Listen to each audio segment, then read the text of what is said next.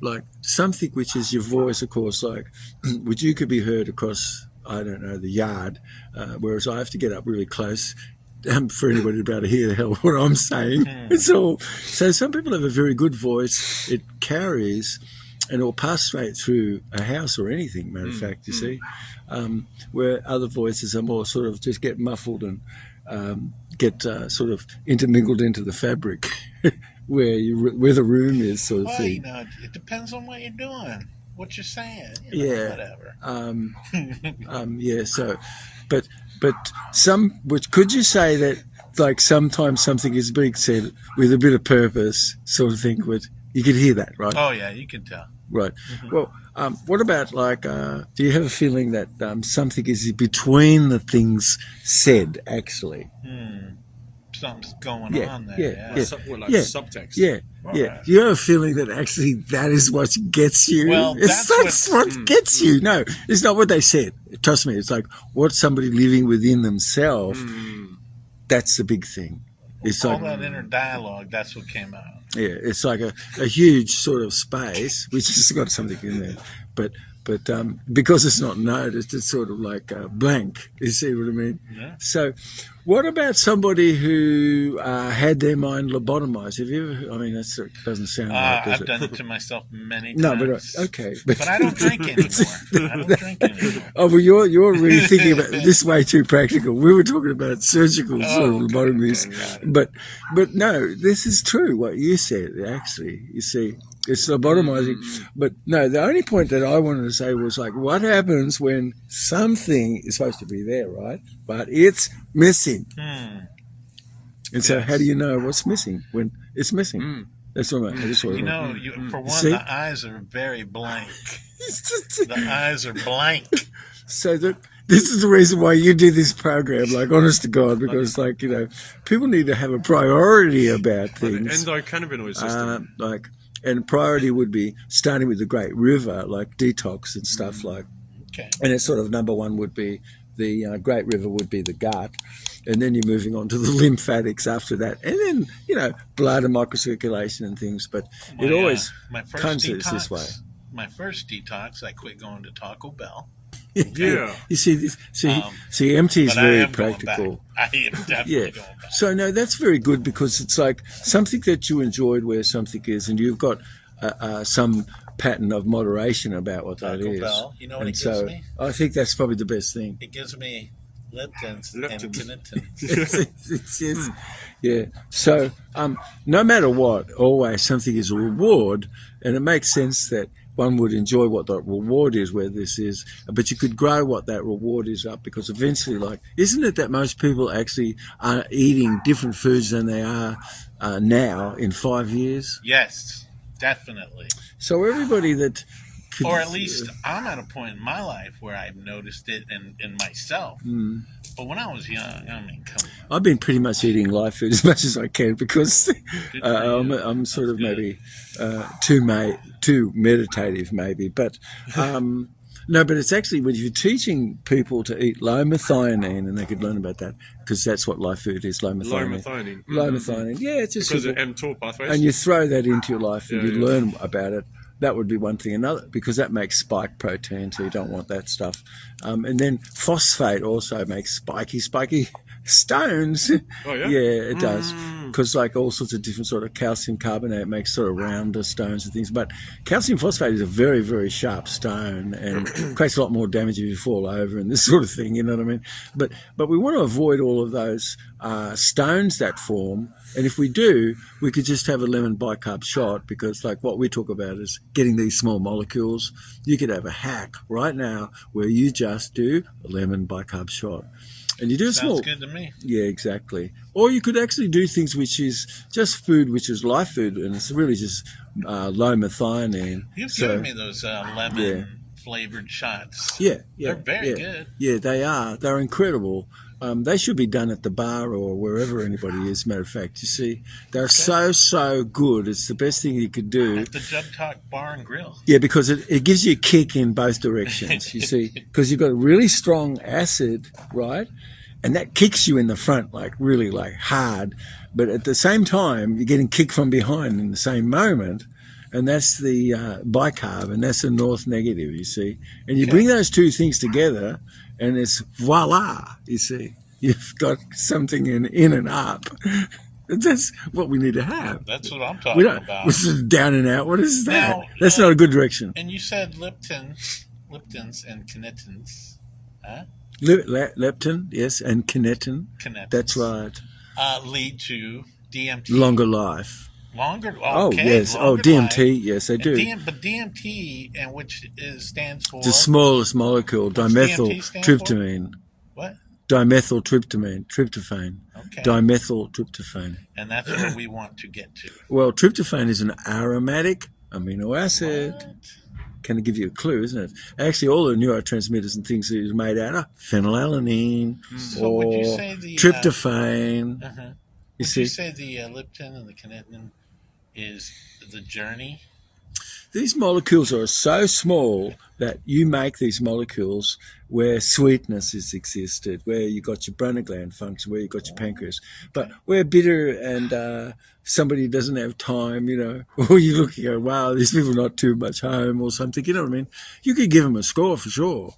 But it's sort of really how awake somebody is and what they do. But it's certain that food stuff could help where that is, but also mindset, I think what Sasha brought up was just a question of framing things positively where things are, but that if somebody's got their septal region functioned, it's because they've got interest and pleasure, and just don't worry about everything else after that. Just stay with that. That's what I'm talking about. You see what I mean? Yeah. So that's a trick. It's like, how could somebody do? Well, this is an outward live meditation if somebody's doing it good. So your art is your life is your art, and things have got to flow where you are so it fits in and this sort of thing. Yeah.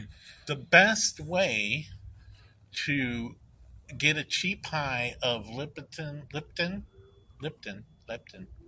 and kinetin, the best way to get a quick high from it, what do you do?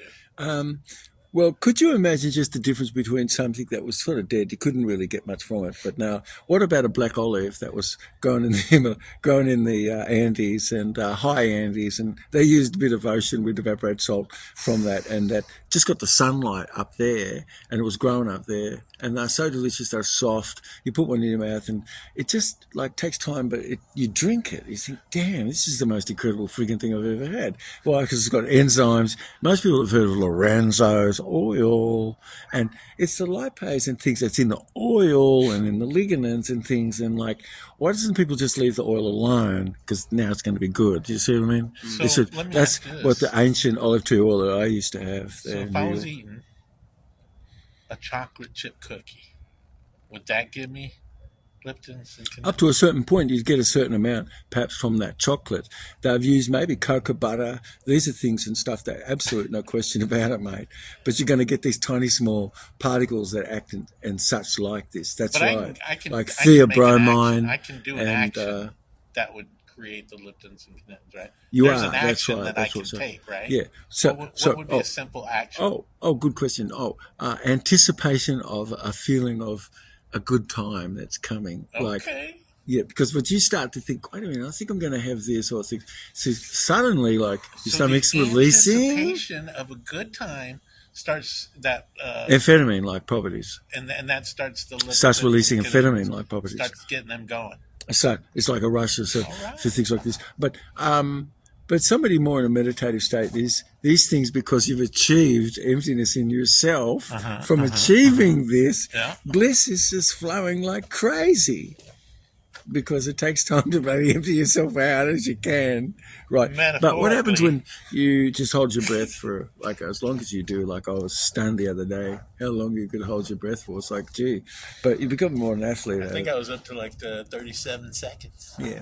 Well, I don't like to brag. Yeah. Okay. Yeah. You're like me. I'm a bit underscoring it. Maybe. Super, extremely humble. I just hate to show it. Yeah. Well, we fit a bit because I don't want to be extravagant. You know what I mean? Especially when you're talking about leptins and kinetin, you see. That's right. And being able to travel and have come from away, but what does somebody do where they are on the road and things that's like this? And also to how hospitable is it that you could feel of your acceptance, because that brings it to you more. Yes? So that's kind of our program could be a bit about this, I'd say. It's like, really, what is your expectation? Because that the expectation is sort of pre-framing, and it's precognitive. I'm creating leptins and kinetins right now because somebody's cooking fried chicken. I can smell it, and it smells amazing. Well, they've got some definite, fragrances that things are being prepared with and what have you. But that, yeah. So, but the thing is that something has existed and just in natural air, which we do have in fresh air, which could be rated and it like be really up at around 4,000, let's say, versus like really good air might be 1,000, and then bad air might not even have much rating at all. So the ideal altitude to live in. Well, an altitude is something up to a certain degree, because if you live down close to the sea, you could have a lot more radiation. But you could live in the mountains where a lot more radiation is too. It's sort of like where older rock is, it's general that you're going to maybe have a longer life where that is. But people will live longer over rock and sand more and things where energy just passes through. But where clay is and things are built over the top of that, it's sort of like a lot more homogenization of the field that comes through. So we live longer and over certain sort of soil types and this sort of thing. See, we live longer just by where we live. Yeah. Well, at the ocean, you're going to have a lot more radiation, which you do. Mind blown. And so people don't live as long at the ocean. They live longer, more up in the mountains, more somewhat, But if you've got vista, I mean, that's the key. I mean, how beautiful is that? So just by choosing where I am going to live, if I'm conscious about it, I can increase my lifespan? By the things that you do in your home to create such like that. It's sort of like making on a horizon, like we started to talk at the beginning of the program. You're making a horizon, and this is the most important thing, really. Because most of us, we don't really get to see the horizon, do we, much? No. We've got walls in front of us, but what do you do to disappear those walls? This is the ways of art to do such, and that is a key. A view, I'm telling you, a view is priceless. So if somebody was emptying themselves, they'd be able to see more for sure. If somebody was able to feel inside, because they were empty more to be able to feel. But I think that's something that was cooking in the kitchen. Yeah, it's some fire alarm. It's all right. Yeah. Will we keep going with the fire alarm? Though people could think that's at their own place. I mean, I've done that. And I've been listening to one of the shows. Ladies and gentlemen, there's a fire alarm. Somebody was cooking, and it went off. Should get up that fried chicken. And it's off now. There we go. But it's an interesting thing that ceramide, which could be just the most dangerous sorts of things, is cooked fats, where someone is, of course.